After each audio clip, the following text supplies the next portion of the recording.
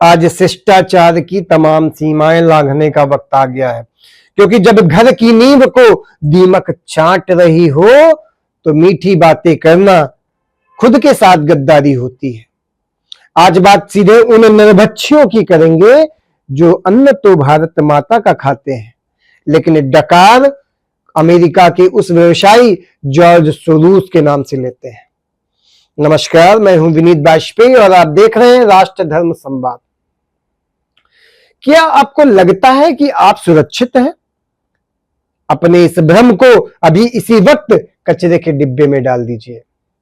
आपके सोफे के नीचे, आपके बच्चे की स्कूल की किताबों में और आपके देश की महान यूनिवर्सिटीज के गलियारों में अर्बन नक्सलवाद का जहरीला कैंसर फैल चुका है। ये वो सफेद पोश आतंकवादी हैं जो 2014 से एक पल भी चैन की नींद नहीं सो पाए। इनकी रूह छटपटा रही है, इनका कलेजा जल रहा है, क्योंकि अब इनके भ्रष्टाचार के पाइप काट दिए गए हैं।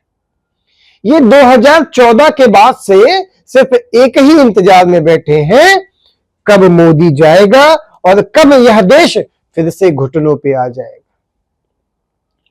और कब यहां लाशों के ढेर लगना प्रारंभ हो जाएंगे। ये उन जलती चिताओं की राख पर अपनी सत्ता की रोटियां सेक सकेंगे। शर्म आनी चाहिए उन जयचंदों को जिनका जमीन विदेशी डॉलरों के आगे नीलाम हो चुका है। जेएनयू से लेकर लुटियंस की गलियों तक एक ही खौफनाक साजिश रची जा रही है। भारत तेरे टुकड़े होंगे।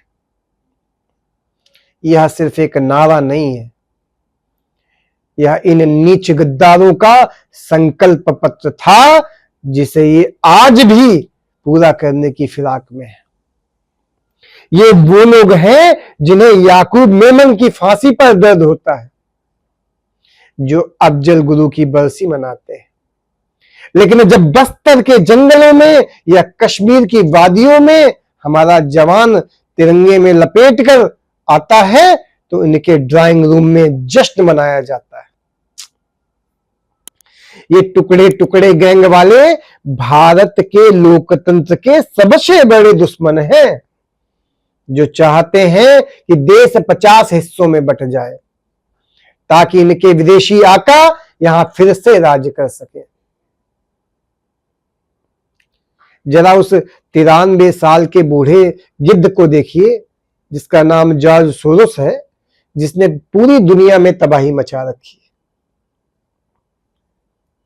उसने खुलेआम अरबों डॉलर का फंड बनाया है ताकि भारत राष्ट्रवादी सरकार को उखाड़ फेंका जा सके। उसे एक गुलाम भारत चाहिए और इस काम के लिए उसने देश के भीतर अपने पालतू कुत्ते पाल रखे हैं। ये वो बिकाऊ पत्रकार और बुद्धिजीवी हैं जो विदेशों में जाकर भारत की थू थू कराते हैं और हिंदुओं के कत्लेआम पर मौन व्रत धारण कर लेते हैं। ये सोरोस के टुकड़ों पर पलने वाले कीड़े हैं जिन्हें भारत की बर्बादी में ही अपना सुनहरा भविष्य नजर आता है। देखिए, जंगल का नक्सली तो फिर भी सामने से लड़ता है, लेकिन ये अर्बन नक्सल सबसे कायर और घातक शिकारी है। ये आपके बच्चों के मासूम दिमाग में हिंदुत्व और राष्ट्रवाद के खिलाफ तेजाब घोल रहे हैं। ये जातिवाद का जहरीला बीज बोते हैं ताकि भाई भाई का गला काट सके। इनका एजेंडा साफ है कि सड़क बनेगी, ये वहां अड़ंगा डालेंगे, जहां विकास होगा वहां आदिवासियों को भड़काएंगे और जहां राम मंदिर बनेगा वहां ये अस्पताल का ढोंग रचवाएंगे। लेकिन जहां कट्टरपंथ का नंगा नाच होगा वहां इनकी जुबान को लकवा मार जाएगा। ये पेन चलाने वाले आतंकवादी हैं जिनका एकमात्र लक्ष्य भारत को आंतरिक रूप से इतना खोखला कर देना है कि कोई भी विदेशी ताकत हमें दोबारा जंजीरों में जकड़ ले। यह इस पूरी तबाही की सबसे बड़ी समस्या है कि इस देश का हिंदू मूर्ख है। हां, कड़वा है पर सच है। तुम आज भी धर्मनिरपेक्षता की अफीम चाट कर सोए हुए हो।